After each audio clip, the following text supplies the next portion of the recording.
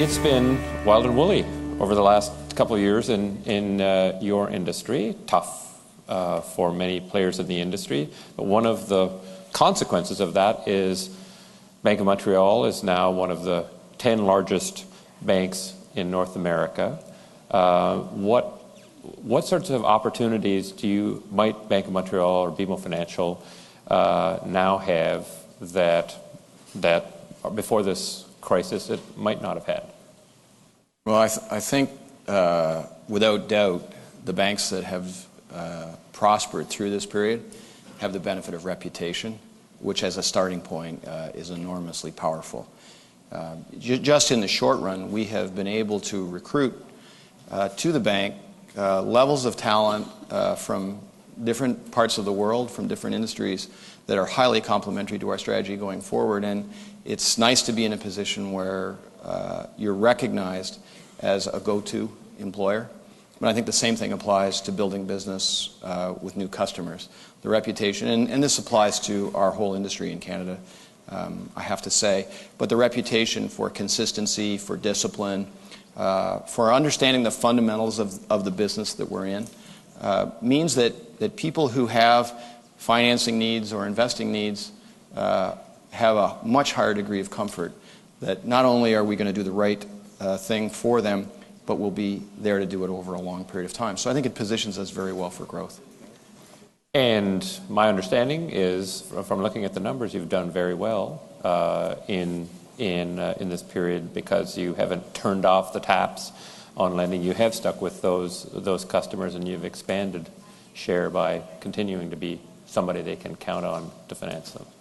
Consistency in any business, I think, is an attribute. It's hard to be consistent if you're fighting fires, and while all banks in the world, I think, were challenged, if you went into this part of the economic cycle with strong capital, strong liquidity, and strong disciplines, those were things you could fall back on, and those disciplines in particular, I think, were critically important. The preparation in advance of crisis means that you take the book out and say, okay, this is what we're going to do because we've already thought about it. Yeah. The obsession with customers, first of all, there's a certain amount of I would almost go so far as to say selfishness in it, because I find what customers do, how customers think, to be a source of fascination. It is the reason why we're in business. There are many people who will tell you, well, if you don't follow the customer in the end, you won't have a successful business. But quite often when you're confronted with a business problem, people will say, well, what would you do if you were in that situation? Well, the fact is that every customer is different. And the temptation to put yourself in the role of the customer and say, well, this is what I would like, is one that I think can lead you down the wrong path. So the fascination that we have with customers, and I will put myself right at the top of that list, is first and foremost an interest in understanding what motivates them, what drives their behavior, what their objectives are, so that the work that we do, and this is I think the most important point, that the people in the company believe that the work they do has meaning. If you don't understand the customer and you're not trying to solve for their problem, their objective, their purpose, then the work you're doing is very hard to say. A financial ratio or a penny of earnings per share means a great deal. I believe that the consequences of serving customers superbly will be more profit and more revenue growth, but the meaning that comes from it is from doing a superb job with the customer. And I think that permeates all great companies. Yep. They're graduating, let's say they're graduating in 2011. What pieces of advice would you have for them, Bill? All of the graduating students. Well, I'll tell you the way I thought about it. Yes. And that would be good. And I haven't changed my mind. That's the best I can do. I won't pretend to provide advice.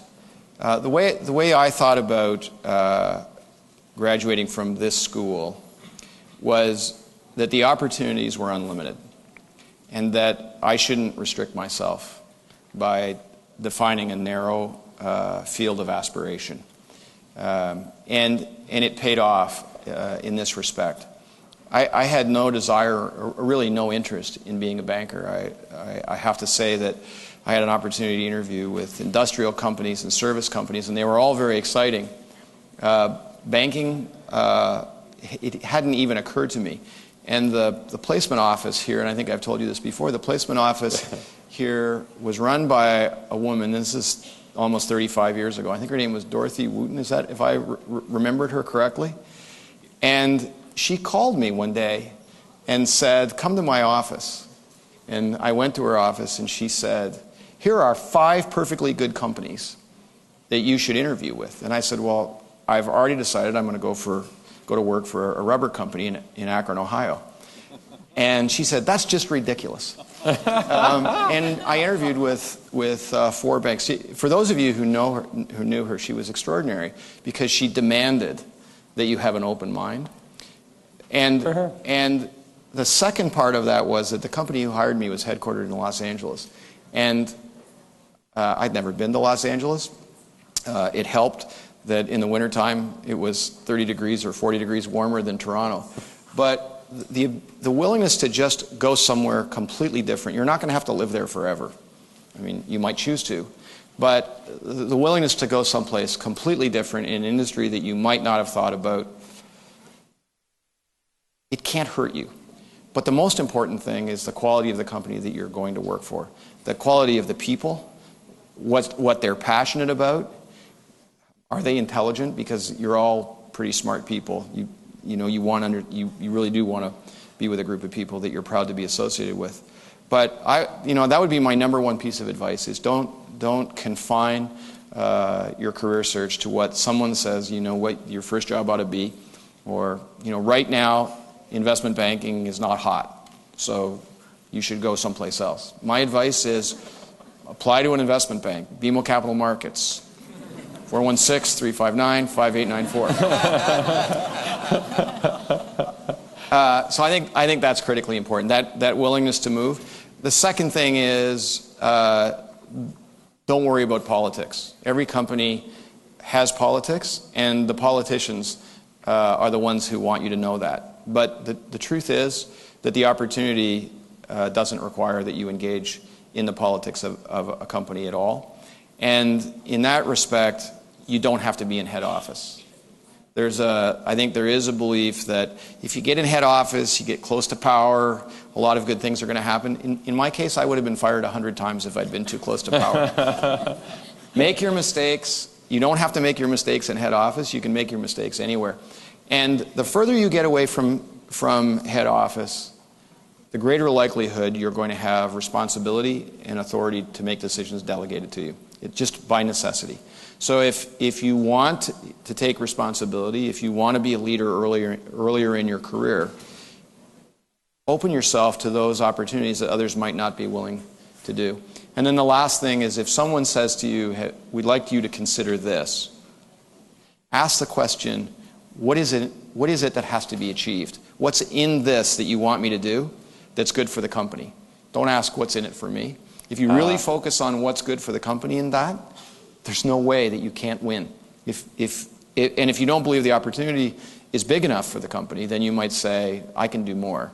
Yes. But if you focus on that, I'm 100% certain you'll get bigger jobs, you'll learn faster, you'll have more authority and more responsibility, and you're going to enjoy what you do a great deal more.